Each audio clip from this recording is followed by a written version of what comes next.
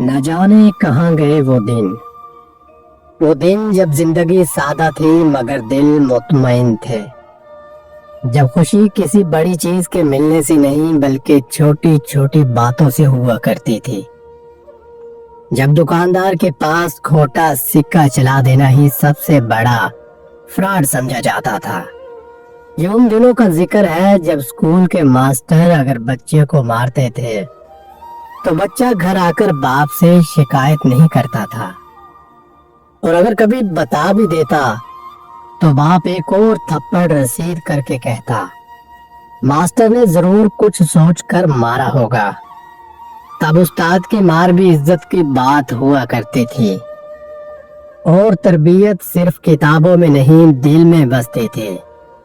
وہ وقت جب اکیڈمی نام کی کوئی چیز نہیں ہوا کرتی تھی، ٹیوشن پڑھنے والے بچے کمزور سمجھے جاتے تھے، پڑھائی بس ایک لکڑی کے بینچ پر بیٹھ کر ٹیچر کے ہاتھ میں چھڑی اور آنکھوں میں خوف لیے ہوا کرتی تھی۔ لیکن عجیب بات ہے نا، اسی دور کے لوگ آج کے پروفیسر، انجینئر اور شاعر بنے۔ بڑے بھائی کے کپڑے چھوٹے بھائی کے لیے نیا فیشن ہوتے تھے، پہنے ہوئے جوتے ایک اور نئے سال کی کہانی سناتے تھے، اور کسی کو شرمندگی نہیں ہوتی تھی بلکہ فخر ہوتا تھا کہ یہ قمیض میرے بھائی کی ہے۔ جھگڑے بھی ہوتے تھے مگر حد میں، کسی نے ہتھیار نہیں نکالا، بس ایک جملہ کافی ہوتا تھا، میں تمہارے ابا جی سے شکایت کروں گا، اور بس مخالف فریق کا خون خشک ہو جاتا۔ یہ وہ دور تھا جب لفظوں میں وزن اور رشتوں میں خوف ادب ہوا کرتا تھا۔ اس زمانے کے ابا جی بھی کمال کے ہوتے تھے، فجر کے وقت کڑکدار آواز میں کہتے اٹھو نماز کا وقت ہو گیا ہے، اور پورا گھر جاگ جاتا۔ نماز کے بعد چائے کی خوشبو اور صحن میں بیٹھے سب کے چہرے جیسے نور سے بھر جاتے۔ عبادت کوئی دکھاوا نہیں تھی، ایک سکون تھا، ایک تعلق ہوتا تھا خدا سے۔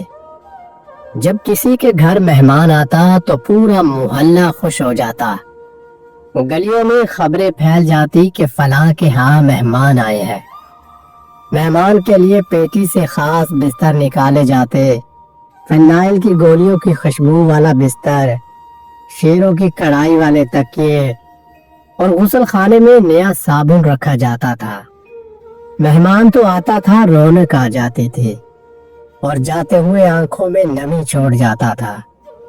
جب مہمان رخصت ہوتا تو گھر کے سب افراد دروازے تک چھوڑنے آتے، کوئی بچہ، کوئی ماں، کوئی بہن، کوئی باپ، سب کی آنکھیں نم ہو جاتی تھی۔ اور اگر مہمان جاتے ہوئے کسی بچے کو 10 یا 50 روپے دیتا تو سب احتجاج کرتے، ارے نہیں نہیں یہ کیوں دے رہے ہو، مگر دل ہی دل میں خوش بھی ہوتے تھے کہ یہ محبت تھی، رسم نہیں۔ شادی بیاہوں میں پورا محلہ شریک ہوتا تھا، دعوتیں بانٹی نہیں جاتی تھی، خود بخود پہنچ جاتی تھی۔ گھر میں شادی ہوتی تو مہمان دوسرے گھروں میں ٹھہرائے جاتے، محلے کی بیٹی کی شادی ہوتی تو سب کے چہروں پر ایک جیسی چمک ہوتی، اور بعد میں پورا محلہ میاں بیوی کی دعوت کیا کرتا۔ یہ رشتے ہوتے تھے خود غرضی سے پاک، خلوص سے بھرے ہوئے رشتے۔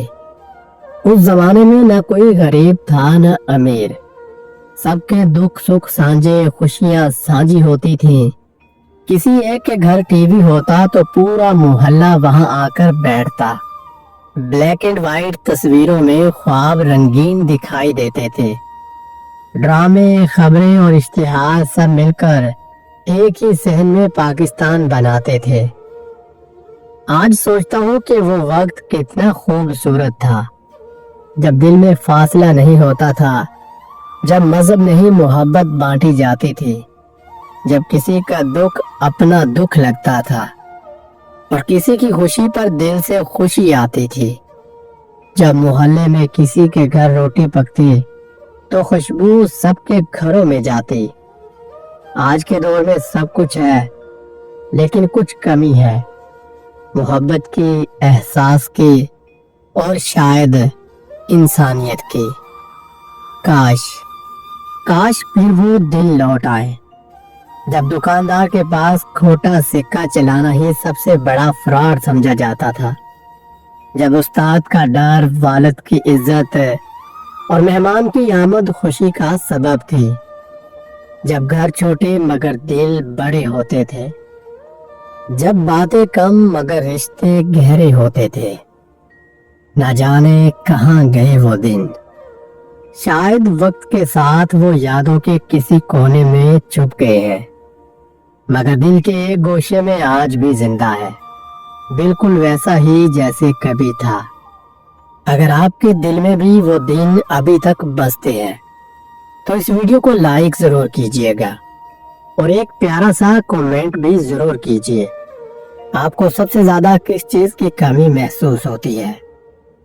नाज़रीन, अगर आपको हमारी ये वीडियो पसंद आई हो तो हमारी वीडियो को लाइक और हमारे चैनल को सब्सक्राइब जरूर कीजिएगा।